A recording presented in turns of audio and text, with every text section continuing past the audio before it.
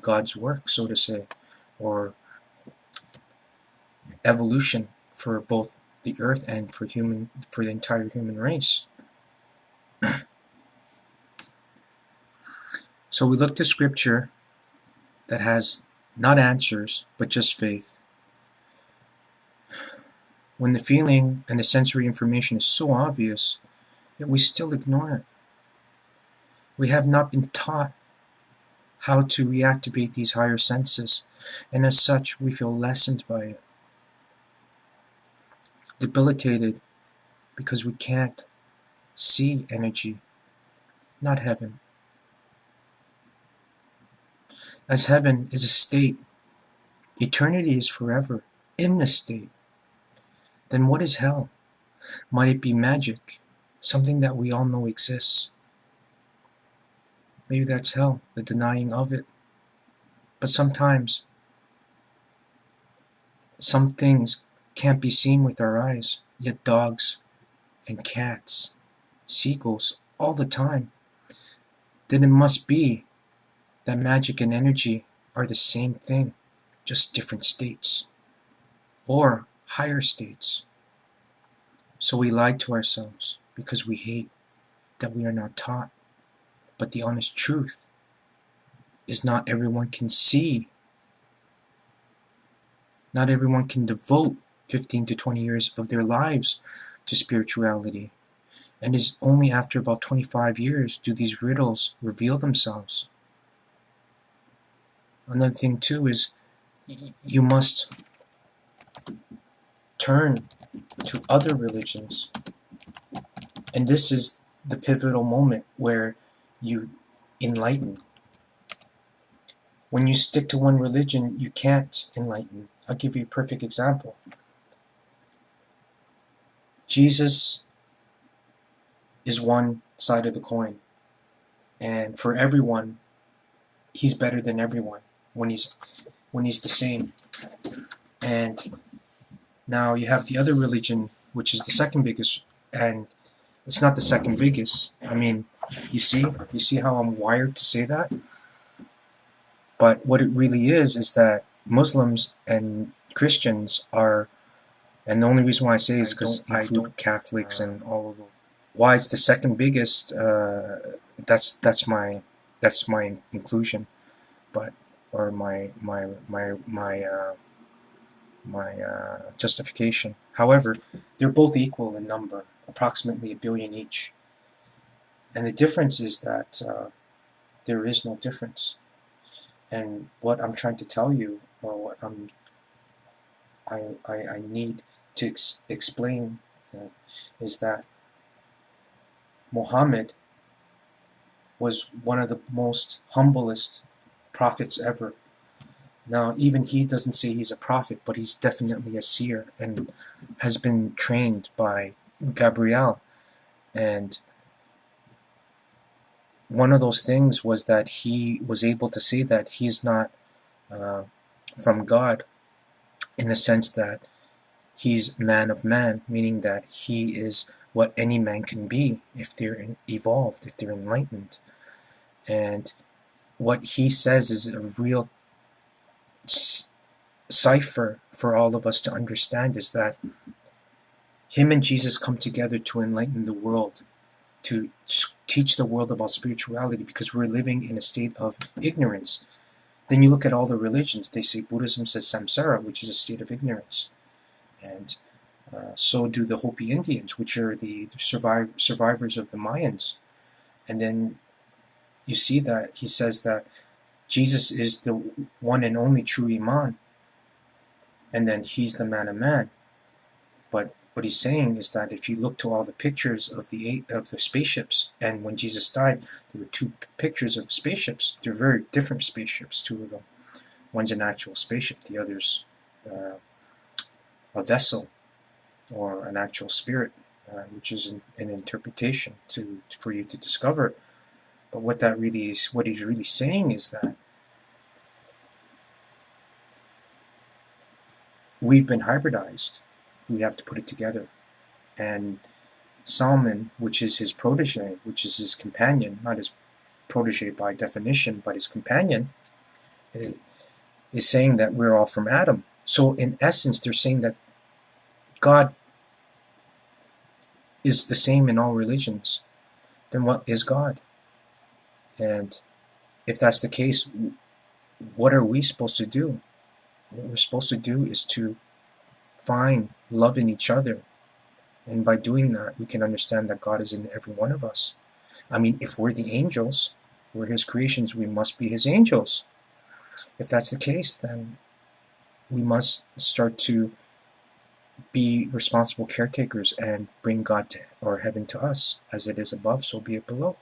As it is within, and in knowing without. And that's my take, is knowing is without. So, I mean, 22, 24, and 23 is a very good to understand this. But it's better if you go 23, 24, 22, but make sure that you touch up on 2. And these are the interviews. There's Q and Q2, Q2 first, Q23, Q24, and then Q22, or 22, and then 23 and 24. And so, truthfully, the internet has fast-tracked this to about 5 to 9 years. The children today are truly mentally voracious. But another fact is that a lot of spiritual power has been taken from the open book types of cheap and free enlightenment. The price for their admission is plain old hard work, but blood money is something you must experience and devote to before you can contribute. So they don't understand this. But then why they get away with a lot of things that they do is because there's a mental ascension, and there's a physical ascension, and then there's a spiritual ascension. And because of that, what they do now seems absolutely right. And that's why science is so powerful. But we're all wrong, because we're supposed to join everything together. If you have a real true Bible, a Bible that is really something from God, He's not going to just tell you that, oh, by the way, disease is going to be a problem, but, if you make prophylactics or condoms, I mean, we reverse engineered some spaceships. So why can't we do that? Obviously we did, because the government had internet way before the 50s. They had a stealth technology ship in the 61s, and that's when it was officially those triangle ships. And those are not even those are like 10th or more generation. They had triangle spaceships based on that technology that were flying at 3,000 miles an hour. So, I mean, you can't do that without models to generate that kind of technology. And then you're going to have something about health and about well-being and about something to do with wired behavior. And the reason why we eat so much is because less than 50 years ago we were all working on farms, or 80 years ago we were all working on farms, and that eating a lot is programmed into us. I mean, that, and then spirituality, more than belief, but actual ways to heal each other spiritually, when everyone used to do it in the past. And then science and technology and physics and a lot of things that are happening right now. That's what a real Bible needs to have for a true civilization. By merging the human consciousness, we feel helpless.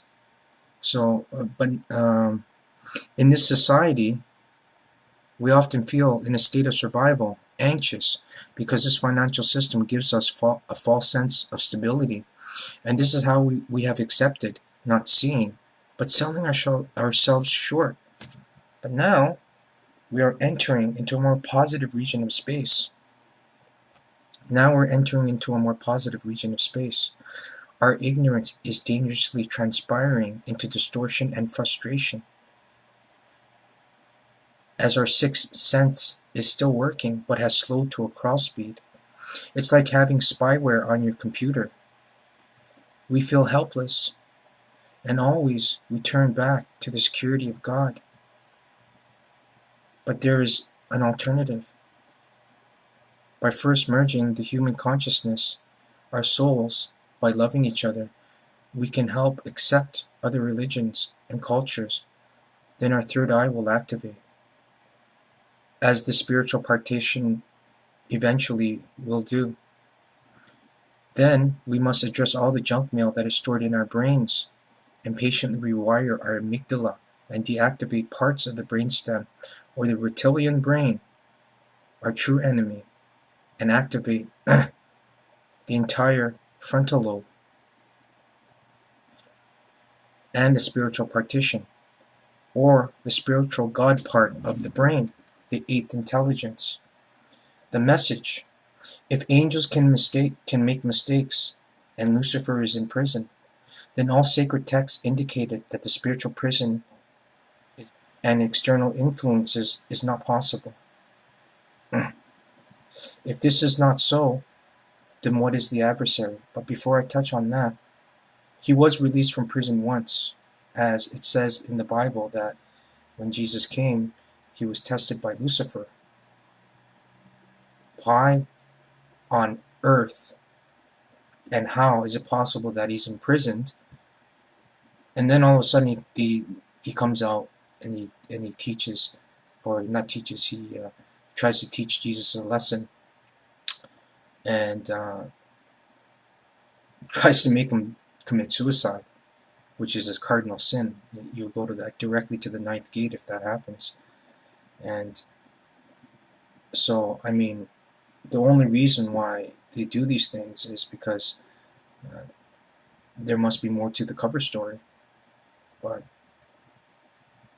the truth is, you look into the Bible and then you see uncertainty, and the text, it's everywhere in scriptures. And what actually it says is that it's right there for you to find on your own. So if this is not so, what is the adversary? In the Kabbalah, in Judaism, and the Lemurian texts explains it as a force, and also negative, of course, the same one that destroyed the Atlanteans. But for us, actions, and there's proof of this great war that happened a long time ago, as there has been fused glass as evidence from an atomic bomb in Mohenjo-Daro and in parts of Iraq. And I mean, the pyramids that was in Mongolia, in the Gobi Desert, was literally destroyed. So there is a lot of proof of this. But for us, actions and our location in the negative region of space is the answer to what is the Kali Yuga or the Dark Ages. This exposure and our actions produce negative energy. Therefore, Satan means many things. The adversary, impulsivity without form, but in reality is negative energy at its worst, which is primitive frequencies, which is worse than bad vibes. When you are ignorant of these things, you feed a fat